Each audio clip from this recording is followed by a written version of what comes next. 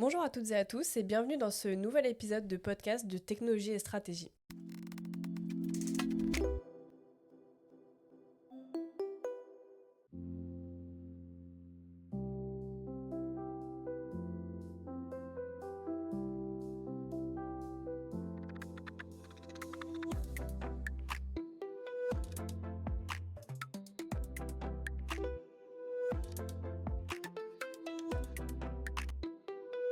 Aujourd'hui, nous accueillons Sarah Astier et Amandine Le Danois, toutes deux business managers juniors chez TNS. Dans cet épisode, nous allons discuter de ce que signifie être manager pour la première fois, les défis rencontrés et les enseignements tirés de leur expérience. Bienvenue Sarah, bienvenue Amandine. Merci. Merci. Alors tout d'abord, est-ce que vous pouvez un petit peu vous présenter, nous expliquer votre parcours et votre rôle actuel chez TNS? Avec plaisir. Donc Sarah Astier, je suis business manager junior chez TNS depuis janvier 2025. Donc j'ai commencé avec une alternance et puis j'ai enchaîné avec mon CDI depuis quelques mois maintenant. Et avant ça, j'ai fait une formation à l'ESTA, donc en 5 ans, qui nous forme justement à être ingénieur d'affaires. Et donc c'est une école avec un double cursus, ingénierie et commerce. Et toi, Amandine? Pour ma part, j'ai commencé avec une classe préparatoire aux grandes écoles de commerce et j'ai ensuite rejoint l'EM Strasbourg pour une formation plutôt en commerce international. Et j'ai réalisé mon stage de fin d'études chez TNS justement, plutôt sur des activités de recrutement de consultants. Et depuis janvier, j'ai continué en CDI chez TNS en tant que business manager junior justement. Alors déjà, bravo à toutes les deux pour Merci. avoir signé votre CDI et continué chez TNS. Et donc, est-ce que vous pouvez nous expliquer maintenant en quoi consiste votre rôle, ce qu'est le fait d'être business manager et notamment junior? Oui, donc on peut dire que notre rôle s'articule autour de 3 grandes missions. On a tout d'abord l'aspect recrutement, donc recrutement de consultants. On va faire passer on va avoir la phase de sourcing de candidats. On fait passer les entretiens. On challenge justement les candidats, voir leurs souhaits professionnels. À côté, on a la partie business, donc de la prospection, hein, rendez-vous sur site client, compréhension de leurs enjeux techniques et puis les accompagner sur leurs problématiques. Et puis la troisième casquette du business manager qui arrive un peu plus tard dans le métier, c'est vraiment l'aspect management des consultants, créer son équipe de collaborateurs et puis les accompagner tout au long de leur carrière.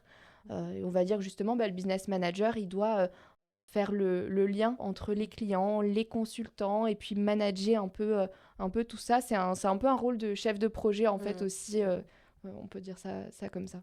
Justement, est-ce que c'est quelque chose qui vous motive, le fait d'avoir plusieurs missions différentes? Pour ma part, c'était même l'élément qui m'a fait rester et continuer chez TNS parce que le fait d'avoir finalement 2 voire 3 métiers en un, c'est assez rare. Et je pense que c'est vraiment, d'autant plus en début de carrière, une grande chance de pouvoir à la fois allier du recrutement, du commerce et à terme du management. Donc c'est vraiment très intéressant et très enrichissant et ça permet d'avoir des journées différentes tous les jours. On parlait tout à l'heure justement que vous ayez eu des formations différentes toutes les deux. Est-ce que le fait d'avoir des formations différentes, ça a pu vous aider ou du moins avoir un impact dans votre rôle au quotidien? Alors, je pense que pour ma part, ça a été un vrai challenge au début sur l'aspect technique, de pouvoir comprendre cet univers de l'industrie, de comprendre les métiers d'ingénieur ou de technicien. Ça a eu un vrai impact de ne pas être ingénieur, je dirais. Par contre, d'avoir cette vision plus transverse du commerce, parce que le commerce, ça veut dire beaucoup de choses. C'est à la fois des ressources humaines, à la fois de la relation client, à la fois un petit peu de marketing aussi. Donc, je pense que c'était intéressant d'avoir cette vision plus transverse aussi de ce point de vue-là. Oui, et puis moi je te rejoins. Alors c'est vrai que mon école me donnait quand même peut-être un peu plus de bases techniques où je partais pas de zéro. Mais ce qui est sûr, c'est qu'en arrivant chez TNS, alors oui, ça m'a aidé. Par contre, voilà, il faut poser des questions au quotidien, que ce soit justement aux candidats directement en entretien, pour comprendre vraiment les enjeux techniques derrière, aux clients et puis aussi à l'équipe puis à nos managers coachs aussi qui nous accompagnent et nous suivent au quotidien, quoi. Et justement, est-ce que vous avez pu voir des différences avec vos premières semaines et aujourd'hui? Oui, clairement, je pense qu'elles sont majeures Ouais. de ce point de vue-là, grâce aussi justement à l'accompagnement votre accompagnement, ouais. dont parlait Sarah, parce qu'on a la chance chez TNS d'avoir un format assez particulier d'accompagnement, où on a un business manager aguerri, senior, qui devient notre coach, donc est vraiment notre référent pour toutes nos questions, pour nous Il est là pour accompagner. vous épauler. Exactement. Pour Ouais. répondre à nos questions, pour aussi nous challenger, pour nous pousser à faire plus, à faire mieux, mais aussi nous accompagner des tout premiers rendez-vous de prospection chez les clients, des premiers entretiens candidats, et maintenant d'être davantage, je dirais, en accompagnement un petit peu plus éloigné, mais Ouais. toujours présent aussi, C'est ça. pour nous laisser aussi quand même la latitude d'évoluer. Et je pense que c'est ça aussi qui est bien et qui nous a beaucoup aidé, c'est que ça a été un accompagnement, bien sûr, tant sur le plan professionnel, comme tu disais, accompagner sur les premiers rendez-vous clients, les premiers entretiens candidats, mais aussi sur le plan plus personnel et puis ressenti du métier, où on se Ça rend permet de compte vous que rassurer c'est ça, aussi. où c'est un métier où on l'a souvent entendu, où c'est les montagnes russes au quotidien, quoi, que sur le plan émotionnel, et d'avoir eu vraiment cet accompagnement-là, je pense, à travers un coach au quotidien, ça a énormément aidé. Et puis ça permet aussi d'avoir quelqu'un où on sait qu'on ne le dérange jamais. Il est là pour nous. Il sera toujours là pour exactement. vous épauler. Et c'est quand même plus confortable que de devoir demander à l'équipe ce qu'on fait déjà, mais on a peur de déranger la personne alors que là, il est juste là pour nous. Ouais, c'est super.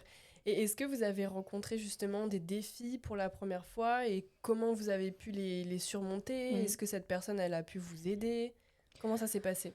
Moi, le plus gros défi que j'ai eu en arrivant, ça a été de trouver une certaine légitimité aussi dans ce métier-là. Et puis c'est l'école TNS qui veut ça aussi, et c'est super, mais c'est directement on va dire, l'apprentissage aussi par l'erreur. Et dès les premières semaines, on a commencé nos premiers entretiens seul à seul avec des candidats, parfois avec 30 ans d'expérience, dans de la technique, mais super précise. Puis nous, sortis d'école, on se retrouve là à devoir challenger aussi, je veux dire, quelqu'un qui a autant d'expérience.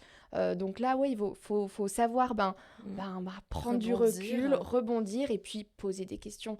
Et puis on se rend compte que la légitimité, en fait, c'est pas forcément le fait de tout savoir, mais c'est le fait aussi de poser les bonnes questions, de challenger, puis d'être transparente aussi et de dire, d'avoir de l'humilité finalement aussi. J'ai pas forcément, et puis c'est pas ce qu'on nous demande, comme tu l'as dit tout à l'heure, j'ai pas forcément tout votre background technique.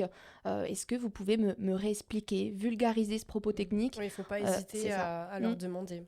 Je pense que ça a été une des plus grandes difficultés au début, en tout cas.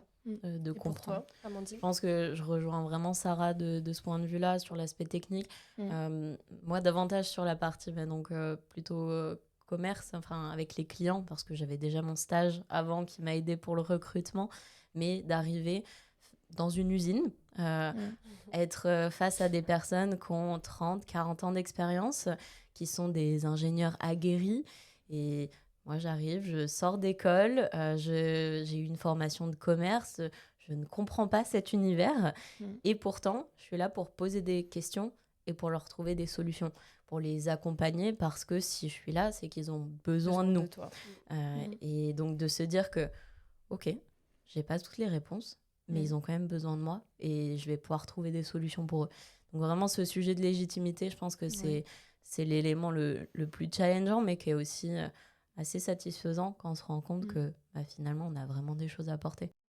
On parle du terme business manager junior dans votre cas.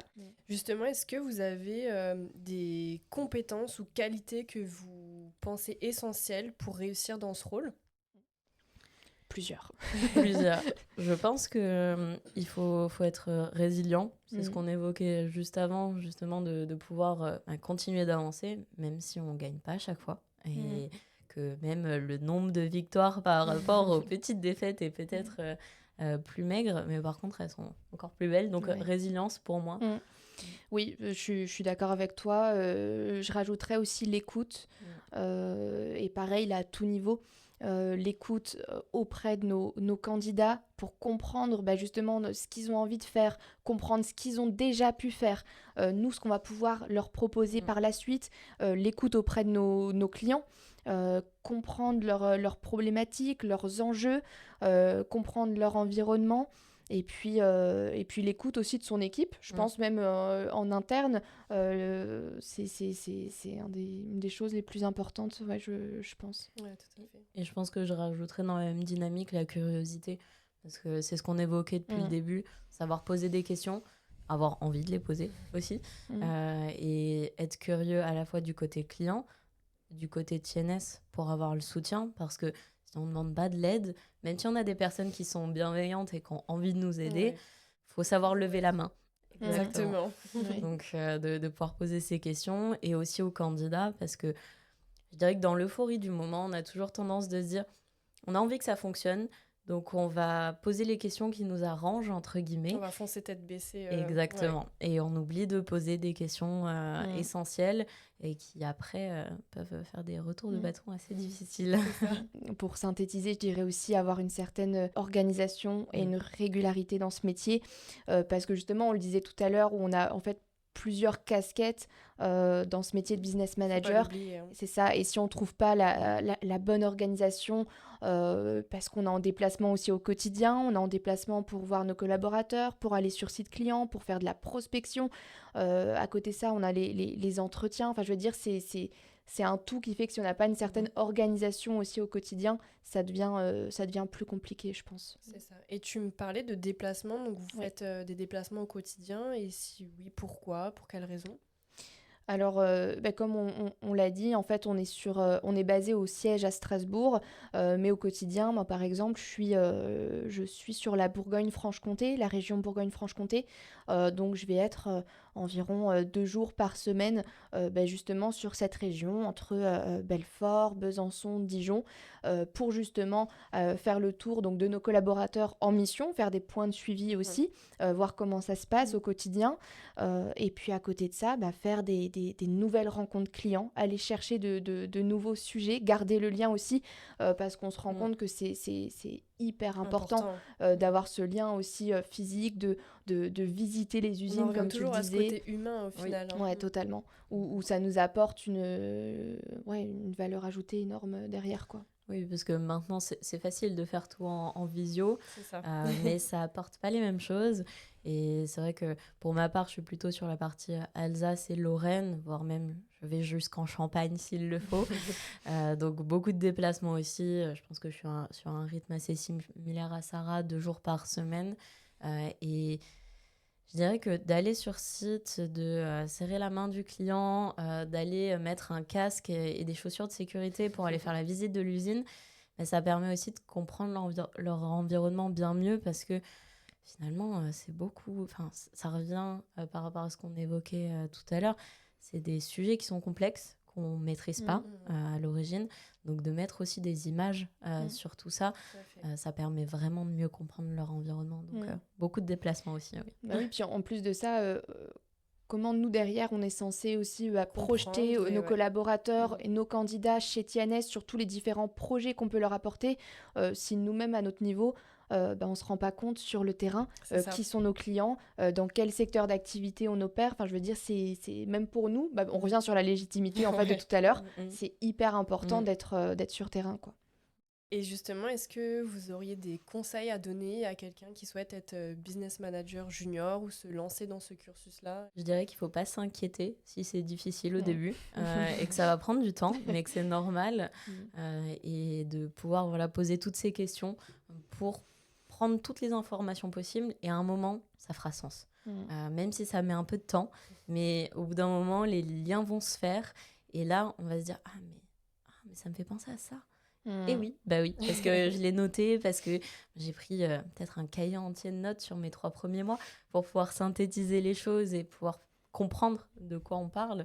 Donc vraiment de ne pas s'inquiéter, de s'accrocher, de poser des questions et d'aller vers les personnes qui sont là pour nous aider. Je te rejoins à 100%. Je pense que c'est d'accepter qu'on ne peut pas tout maîtriser tout de suite. Il faut en être dans conscient ce dès métier, le voilà, départ. où on est un peu multitâche, on a tout qui rentre en compte. Et je pense, ouais, c'est d'accepter que chaque chose doit aller aussi en son temps, et justement de se reposer, de questionner auprès de nos managers coachs, de l'équipe TNS Vous avez eu aussi. ce ressenti-là d'avoir été bien accompagné, Oui, oui, oui. rassuré, épaulé. Oui, je pense Du- qu'on nous lâche pas du tout dans la nature Ouais. Au bout de 3 semaines et ça, Mm. c'est C'est une plaisant. petite particularité aussi qu'on Oui. retrouve chez TNS. Ah, mais ouais, c'est tout à clair. fait. Ouais, ouais. C'est d'avoir un vrai accompagnement. Et puis, je pense qu'aussi, sur l'Est, dans notre équipe, on a une vraie équipe soudée. Mm. On est à un petit peu moins d'une dizaine au total. Et on sait qu'on peut aller toquer à toutes les portes et qu'on va Mm. nous aider. On va trouver un peu de temps pour pouvoir en discuter. Donc, c'est Mm. aussi agréable d'avoir cette dynamique-là dans Ouais. l'équipe. Et pour finir en un mot, est-ce que vous avez un mot qui résumerait votre expérience de business manager junior? Les montagnes russes. Oui. Ça fait plusieurs Je mots. suis d'accord. C'est un concept. Ouais, Super. je te rejoins là-dessus. Je pense l'aspect montagne russe du métier, quoi. Ouais. Merci beaucoup à toutes les deux pour avoir répondu à toutes nos questions. Merci à toi. Merci. Merci de nous avoir écoutés. Nous espérons que ces échanges inspireront celles et ceux qui débutent leur carrière en tant que business manager junior. N'hésitez pas également à écouter nos autres podcasts qui sont disponibles sur notre chaîne YouTube. À bientôt.